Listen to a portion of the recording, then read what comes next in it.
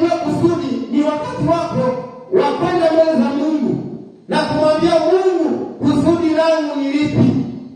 Hatima maisha yangu ni yapi? Katika hali ya kunipatia kipato mimi, Mungu umeniweka katika sehemu gani? Bwana Yesu asifiwe sana. Ndio maana kusoma katika kile kitabu cha Mathayo 5:38. Kitabu cha Mathayo 5:8 nasema Mathayo 9:38.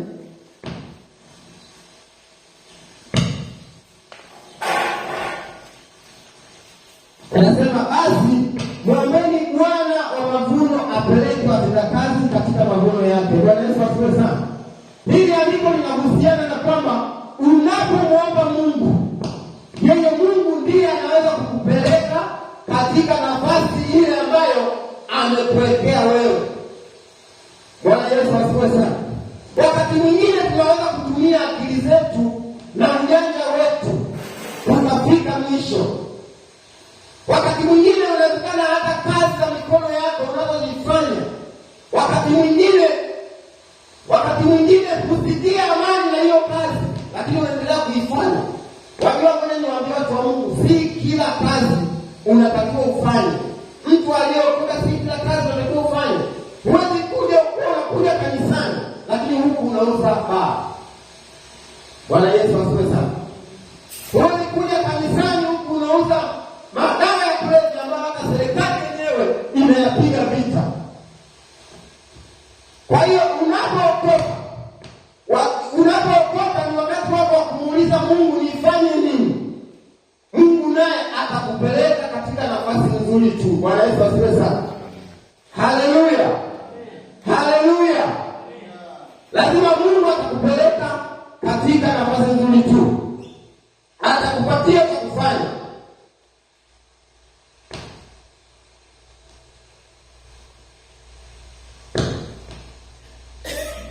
Bwana Yesu asifiwe sana. Katika kufanya kazi zetu za mikono,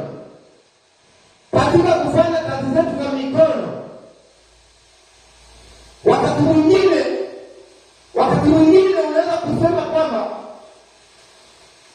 kufanya kazi ni adhabu au ni mzigo. Ngoja nikwambie kitu kimoja. Siku moja nilikutana na mtu mmoja akaniambiaje, hii kazi Bwana ninayofanya, haya magumu ninayopitia katika hii kazi, aliyekuwa anahusika nifanye hivi ni Adamu.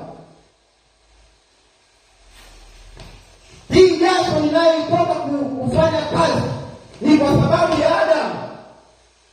Alilaaniwa, ndio maana tunafanya kazi. Hiyo ni roho ya uvivu. Bwana Yesu asifiwe sana. Hiyo ni roho ya uvivu. Kwa sababu unaposoma Biblia, kuna haja ya kusingizia Adamu kwamba yeye ndiye alisababisha watu wafanye kazi.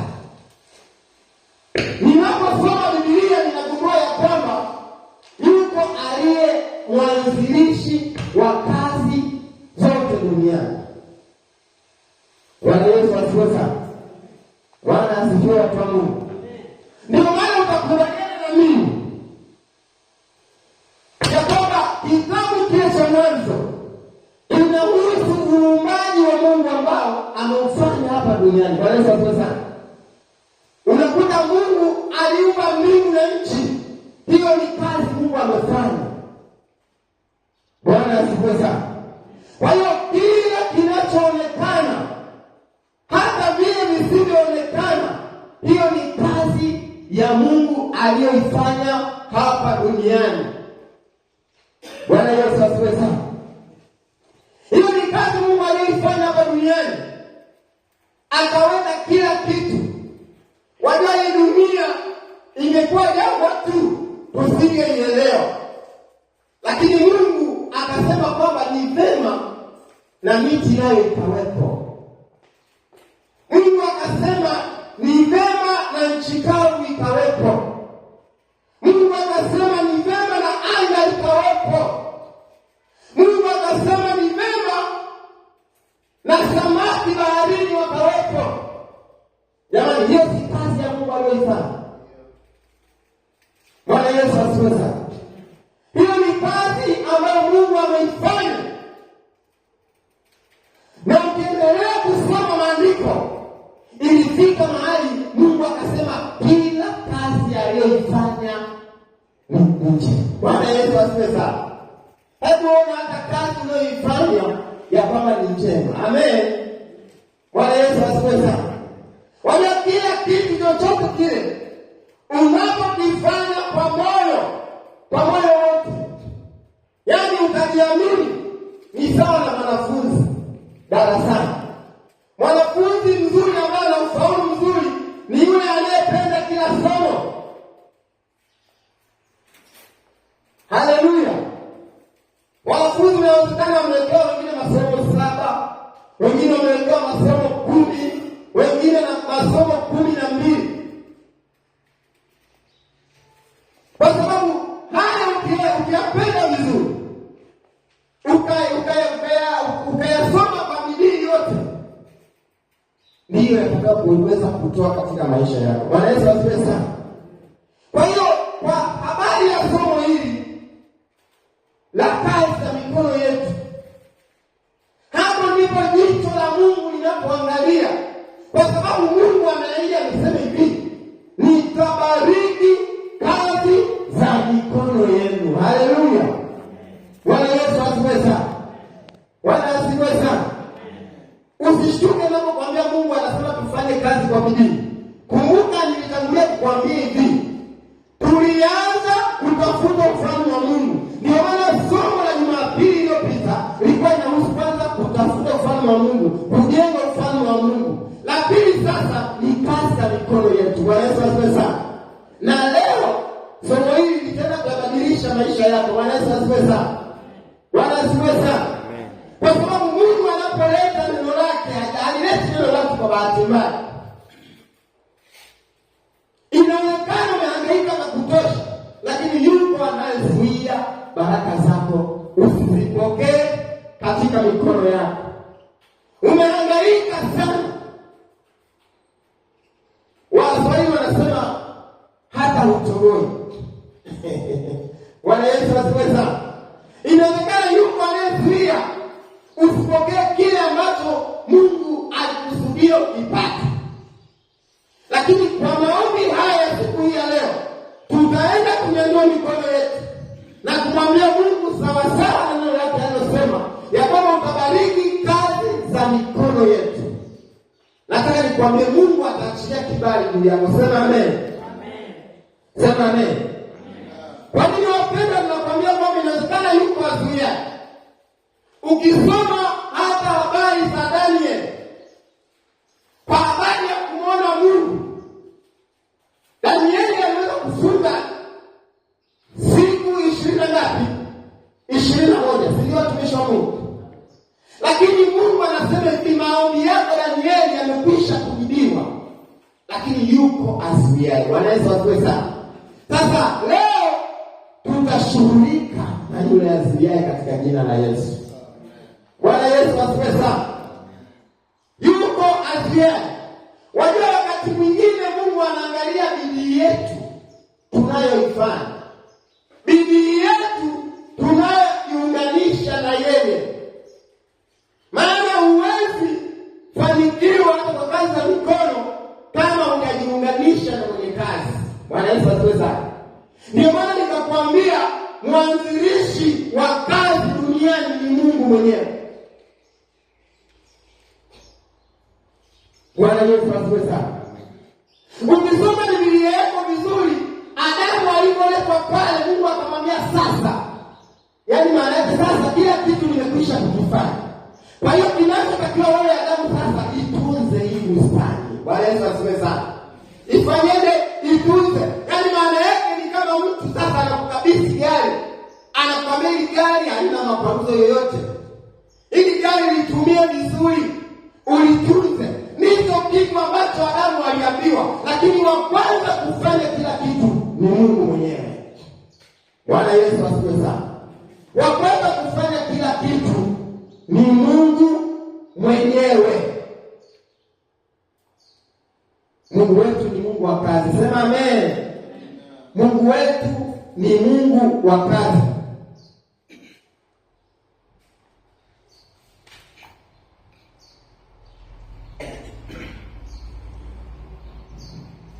Bwana Yesu asifiwe sana. Ukisoma katika kitabu cha Mwanzo 1:29. Kitabu cha Mwanzo 1:29.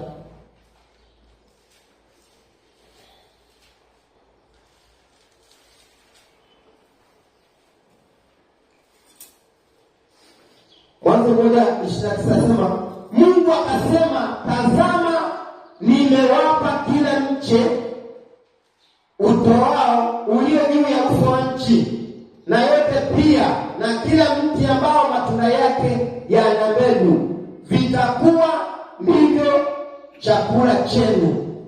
Bwana Yesu asifiwe sana. Mungu hakuiumba dunia kwa ukiwa. Hapa anawaambia Adamu, ambaye Adamu wa leo ni mimi na wewe. Bwana Yesu asifiwe sana. Kwamba kumbe kwa kazi za mikono yetu tunajipatia vyakula. Bwana Yesu asifiwe sana. Bwana asifiwe sana. Wakati mwingine Biblia inatufananisha na yule mdudu alipa chungu. Anaitwa nini? Jina lake gumu. Bwana Yesu asifiwe sana. Ni moja ya mdudu ambaye ana bidii sana. Mimi nashangaa sana. Unakuta kuna vifurushi kama hapa, nadhani gari imefanyaje, imemwaga mchanga. Gari imemwaga sijui kitu gani. Lakini kitu ambacho hiyo kazi ya hiyo mdudu kitu alichofanya huwezi linganisha na ile kazi iliyofanyika. Bwana Yesu asifiwe sana. Ukifika eneo hilo ukuti bereshi, ukuti jembe, ukuti panga, lakini unakuta shehena ya udongo iko hivi. Bwana Yesu asifiwe sana. Sasa kama sisi ambao leo tuna teknolojia nyingi, tuna vitendea kazi vingi, kwa nini tusifanye kazi? Bwana Yesu asifiwe sana. Kwa nini tusifanye kazi, watu wa Mungu? Na ndio maana Biblia imeweka wazi kabisa kwamba asiyefanya kazi asifanyeje? Asile. Bwana Yesu asifiwe sana. Asiyefanya kazi na kula asifanyeje? Asile. Hebu mwambie jirani yako kwamba lazima tufanye kazi. Haleluya. Ukisoma Biblia katika kile kitabu cha Malaki 3:11. Kitabu cha Malaki 3:11.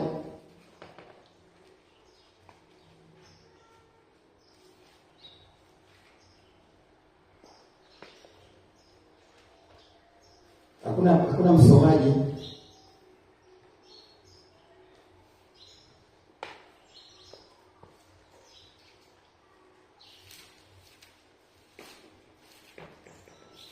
Bwana Yesu asifiwe sana. Kitabu kile cha Malaki 3:11 anasema, yaani mstari wa 10 pale. Anasema, leteni zaka kamili ghalani, ili kiwemo chakula katika nyumba yangu. Mtanijaribu kwa njia hiyo, asema Bwana wa majeshi, mjue kama sitawafungulia madirisha ya mbinguni na kuwamwagieni baraka isiwepo nafasi ya kutosha, au la. Sasa kuna mmoja anasema, nami kwa ajili yenu nitamkemea yeye alaye, wala hataharibu mazao ya ardhi yenu, wala mzabibu wenu hautapukutisha matunda yake kabla ya wakati wake katika mashamba, asema Bwana wa majeshi. Bwana Yesu asifiwe sana. Sasa kama Mungu anasema leteni, hivyo Mungu anayotaka vinatoka wapi? Bwana Yesu asifiwe sana. Unaona hapo tayari, unaona picha kwamba lazima tufanye kazi. sababu Mungu anasema kwamba nitabariki kazi za mikono yenu. Bwana Yesu asifiwe sana. Haleluya. Huwezi kuniambia leo Mungu anahitaji kitu kutoka kwako umpe na ikiwa wewe huna. Lazima uwe nacho ndio uweze kumpa Mungu. Bwana Yesu asifiwe sana. Lazima uwe nacho ndio ufanyeje? Umpe Mungu. Haleluya, watu wa Mungu. Na kanuni hii iko wazi kwamba tunapofanya kazi zetu, Biblia inasema hivi, unapofanikiwa usisahau kumkumbuka Bwana Mungu wako. Maana yeye ndiye akupaye nguvu za kupata nini? Utajiri. Bwana Yesu asifiwe sana. Napenda huu mstari wa 11. Anasema nami kwa ajili yenu nitamkemea yeye alaye, wala hata haribu mazao ya ardhi yenu. Bwana Yesu asifiwe sana. Kwa hiyo tunaona kwamba pamoja na kazi zetu, lakini tumpe Mungu nafasi ya kwanza. Bwana Yesu asifiwe sana. Yaani tunapojiunganisha na Mungu, Mungu anasema hivi, nitamkemea yule alaye. Maana yake hivi, hujai kuona mtu ambaye alikuwa juu, yaani mtu alikuwa anajulikana, ana jina kubwa sana, lakini yule mtu akawa chini kabisa. Yaani hata mali alizonazo zote zikaisha kabisa. Alikuwa na magari yakaisha, alikuwa na nyumba zikaisha, alikuwa na mifugo, kidai kwake ni kawaida, kikaisha. Bwana Yesu asifiwe sana. Lakini Mungu anasema kwamba atamkemea yule. Maana yake tunapofanya kazi tukajiunganisha na Mungu, maana yake tunaweka ulinzi kwa vile vitu tulivyovipata kwa kazi zetu za mikono. Haleluya. Anapomkemea yule alaye, maana yake hata afya yako, ili uweze kufanya kazi lazima uwe na afya ya kutosha. Bwana Yesu asifiwe sana. Maana yake atasimamia na afya yako.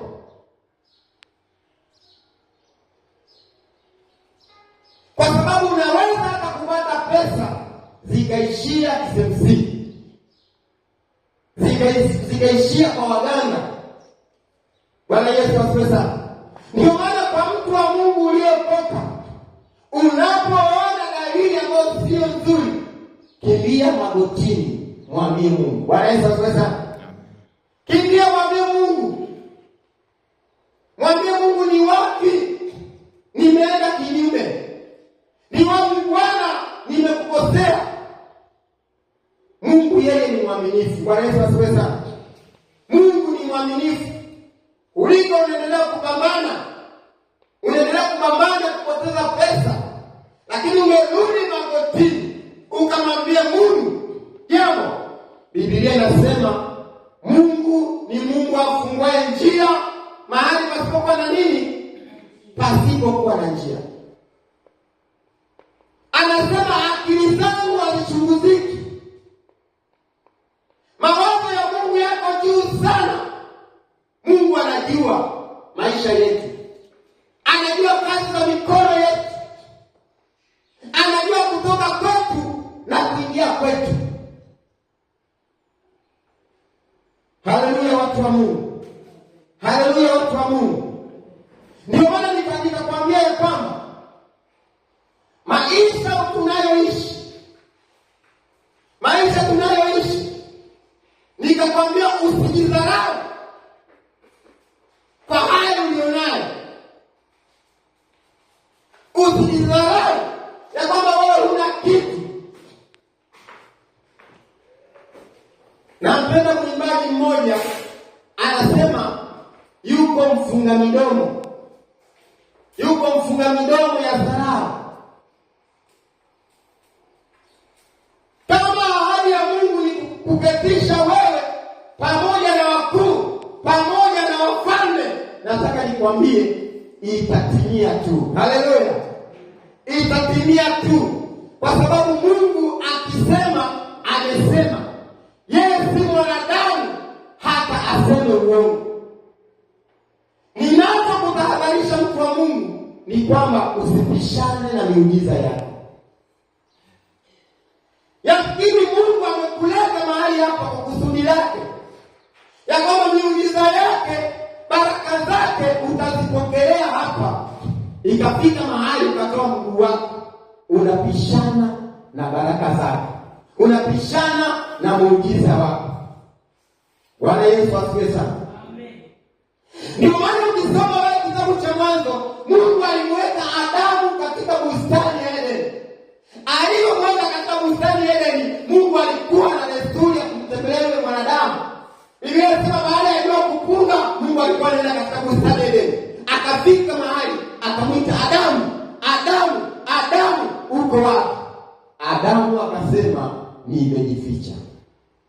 Bwana Yesu asifiwe sana. Bwana asifiwe sana. Akasema nimejificha, maana yake ametoka katika kusudi la Mungu. Ametoka mahali ambapo Mungu alimwahidia baraka. Wakati mwingine Mungu anapotuahidia baraka, tunaona kwamba inawezekana inachukua muda au safari inakuwa ndefu.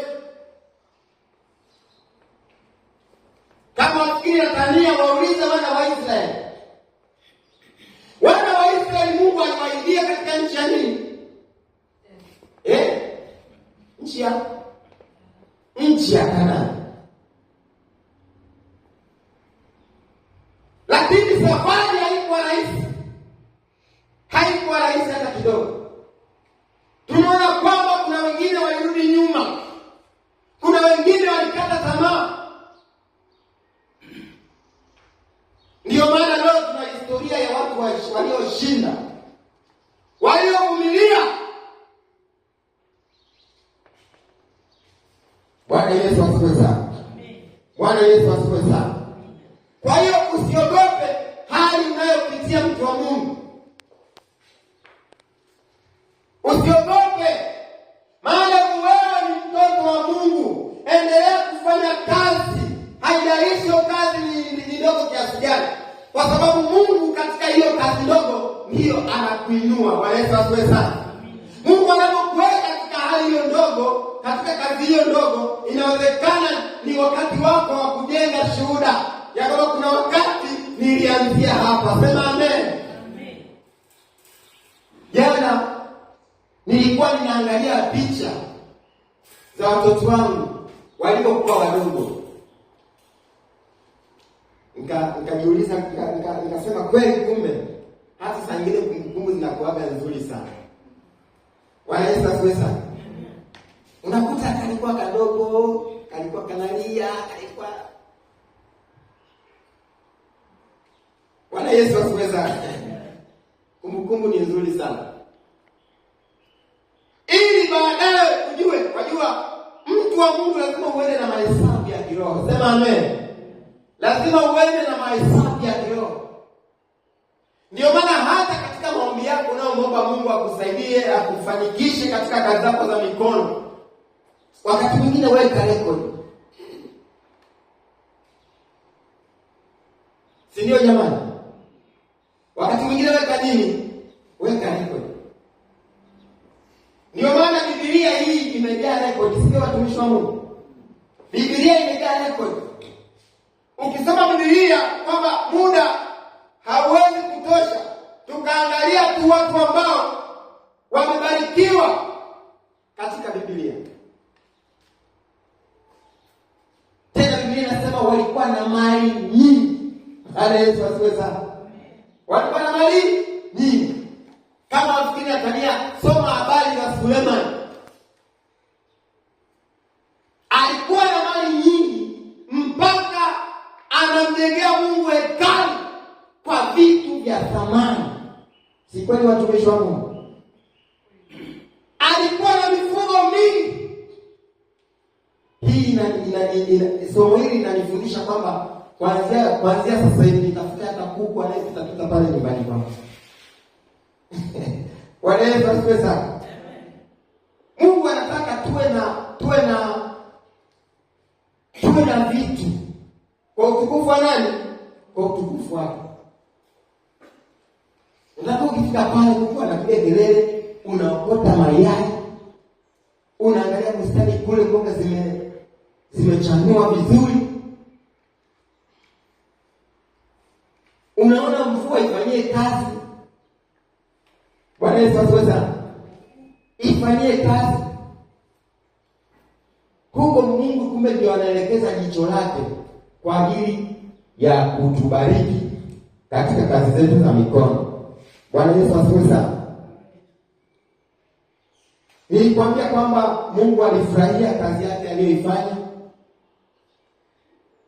Kwamba na wewe kile ambacho unakifanya, hebu kifurahie. Kwa wakati mwingine fanya kwa moyo. Hata kama wewe ni fundi, umepewa kazi ya kujenga. Mafundi wa kujenga mpo? Mafundi wa kujenga mpo? Bwana Yesu asifiwe sana. Fanya kazi yako kwa moyo. Ngoja nikwambie watumishi wa Mungu. Unapofanya kazi moja ya mtu, ile kazi inakuwa ni cheni. Kuna watu wataangalia kwamba nani fundi amefanya hii kazi. Unashangaa unapigiwa simu, unahitajika kuna kazi fulani. Uongo kweli? Unafika mahali nyumba imenyoka. Anaulizwa nani fundi ambaye amepima hii nyumba. Unafanya kazi yako kwa kuipenda. Bwana Yesu asifiwe sana. Lakini unaonaje ukafanya kazi tu kwa sababu unafanya tu? Subiria siku yoyote kama utaitwa. Haleluya watu wa Mungu. Ipende kazi yako. Mungu alifurahia uumbaji wake. Kila kitu alichokifanya akaona ni chema na kinapendeza. Bwana Yesu asifiwe sana. Bwana asifiwe. Kwa nini ni muhimu kazi? Nilifuatilia neno kazi kwenye Biblia, nikalikuta liko karibia mara 1260. Bwana Yesu asifiwe sana. Kazi. Nikagundua kumbe ndio maana hata kuna rais aliyekuwa anatawala, Rais Magufuli, anasema hapa kazi tu. Bwana Yesu asifiwe sana. Hapa kazi tu. Nikagundua kwenye Biblia imejaa kazi. Mungu atabariki kazi ya mikono yetu. Bwana asifiwe sana watu wa Mungu. Sio kila mtu aliyefanikiwa ni Freemason.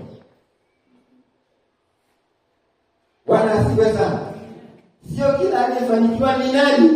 Ni Freemason. Na ngoja nikwambie, roho ya watu wavivu ndio inawabadilisha watu majina yao. Huyu ni Freemason. Sasa wewe unasema ni Freemason, nenda hapo kwake. Kuanzia hapa mpaka barabarani anafuga nguruwe. Zimejaa hivi. Anakupeleka uwani. Kuna wafanyakazi wanaokota zile treni za nani? Za mayai. Unaangalia hapo, kuna kuku, watu wamefika eneo. Wameweka oda, masherehe hayo. Kuku zinachinjwa hapo. Watu wamenyonyoa manyoya. Hapo na mtu ni Freemason. Bwana asifiwe sana. Biblia inasema wewe mvivu amka katika nini? Katika usingizi. Haleluya! Watu wa Mungu. Lazima tufanye kazi.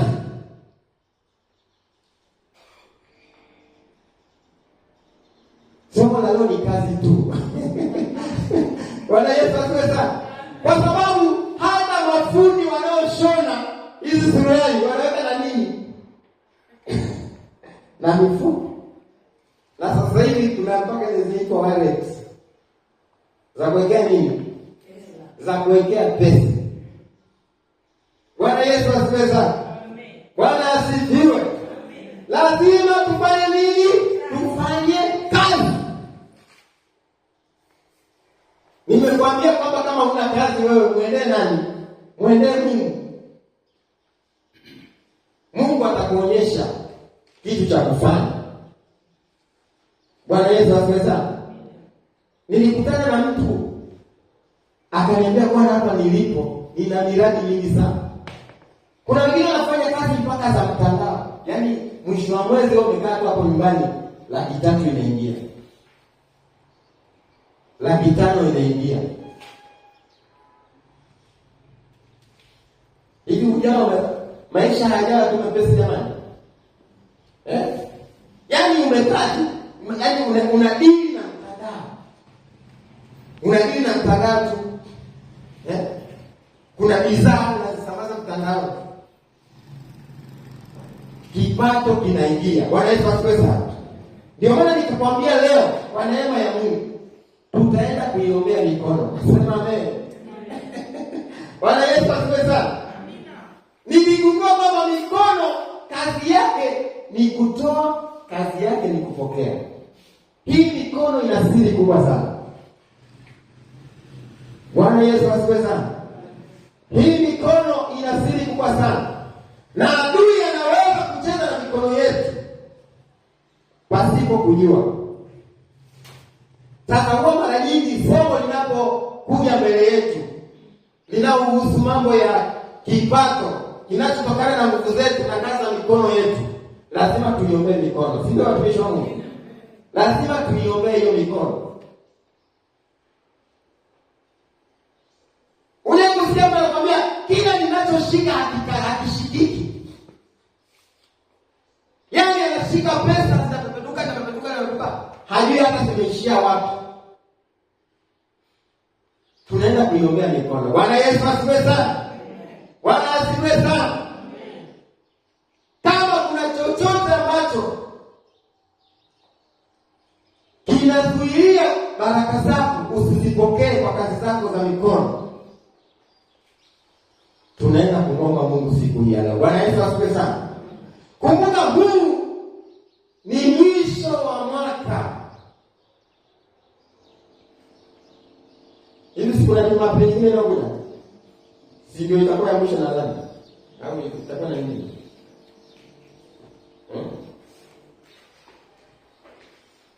Sasa kila mwaka lazima tufanye tathmini. Lazima tufanye tathmini ya kwamba nilikuwepo Januari, mwezi wa pili, mwezi wa tatu, mwezi wa 4, wa 5, wa 6, wa 7, wa 8, wa 9, wa 10. Halafu mtu wa Mungu tunabaki na maneno ya kusema Mungu hajapanga. Unajua kusikia maneno? Mungu hajapanga bwana. Hata ukoo wetu sisi ni ukoo wa maskini. Ukiangalia kule kwetu hakuna hata aliyejenga nyumba nzuri. Ndio tulivyo tu. Bwana Yesu asifiwe sana. Bwana asifiwe. Unapookoka mwana wa Mungu umehamishwa. Wewe ni mwana wa mfalme. Bwana Yesu asifiwe sana. Achana na kuangalia kule. Achana na kusikiliza habari za watu walioshindwa. Ndio maana naambiwa ukidili na watu walioshindwa na wewe utashindwa tu. Lakini ukidili na watu ambao wamefanikiwa, na wewe lazima ufanikiwe. Bwana Yesu asifiwe sana. Kuna watu inawezekana hapa wanasikiliza wanaona kwamba hili sio somo la roho. Unataka leo somo la roho hiki. Bwana Yesu asifiwe sana. Unataka somo la roho hiki. Hapa tunazungumzia mambo ya rohoni. Bwana Yesu asifiwe sana. Tunazungumzia mambo ya rohoni. Ndio maana nilianza kukwambia mwanzilishi wa kazi ni nani?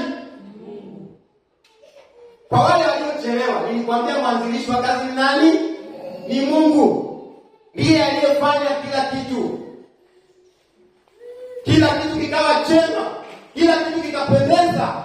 Mwanzilishi ni Mungu mwenyewe. Kwa hiyo hapa tunaongea mambo ya rohoni, lakini yaliyoegemea zaidi katika nini?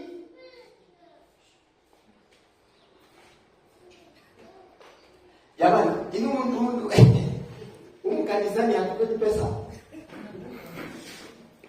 Hatupendi pesa. Hivi ujue hata kuja kwa kwako umetumia pesa?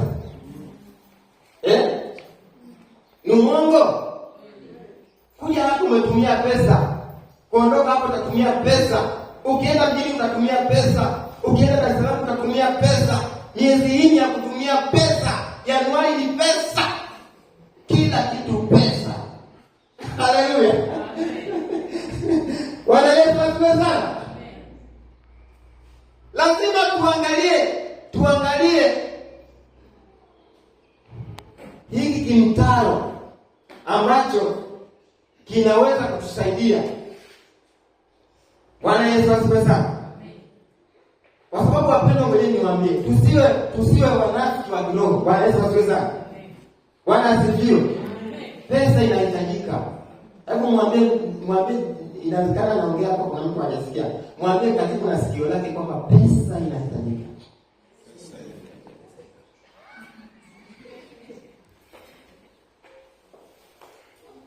Halafu hivi unajua pesa ni ya nani?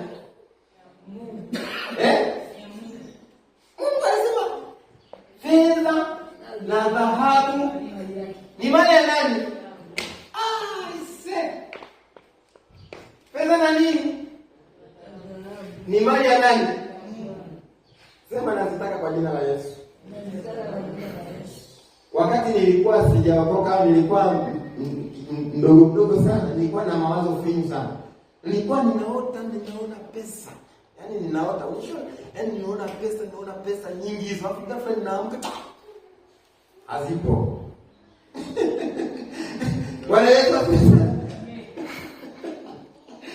Yaani nilikuwa na mawazo kama pesa inakuja tu. Yaani inakuja tu yenyewe.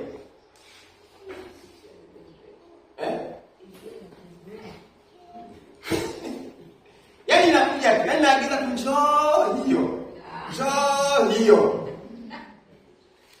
Bwana Yesu asifiwe sana. Amen. Hebu mwambie ndugu yako tena asiyefanya kazi asile. Lazima tufanye nini? Tufanye kazi. Ndio tupate nini? Tupate pesa. Haleluya. Amen. Haleluya kwa Mungu. Au kuna mtu anachukia pesa? Nyosha kidole. Inawezekana kweli maskini wa Mungu, inawezekana huipendi. Si unawaambia wengine kwamba wajua kuna mahali Biblia inasema kwamba ni vigumu tajiri.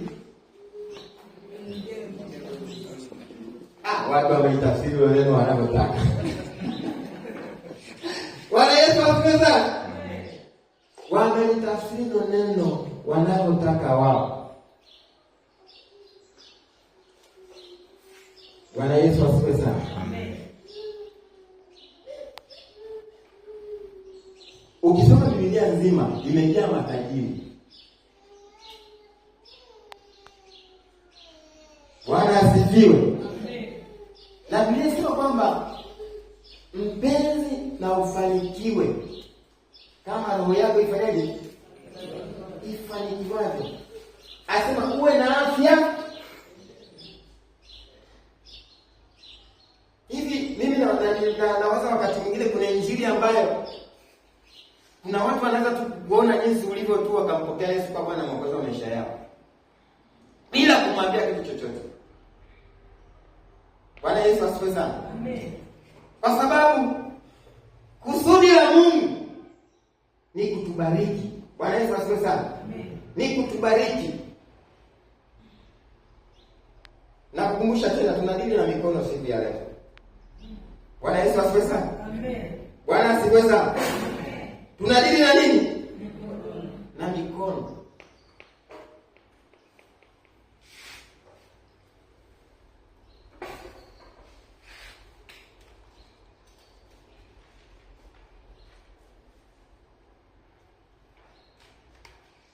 Haleluya, watu wa Mungu. Ni wangapi wamenielewa? Ni wangapi wamechukia somo la kazi za mikono? Basi wakati huu naomba praise wapite mbele tukamwabudu Mungu. Halafu tutaenda kumwomba Mungu.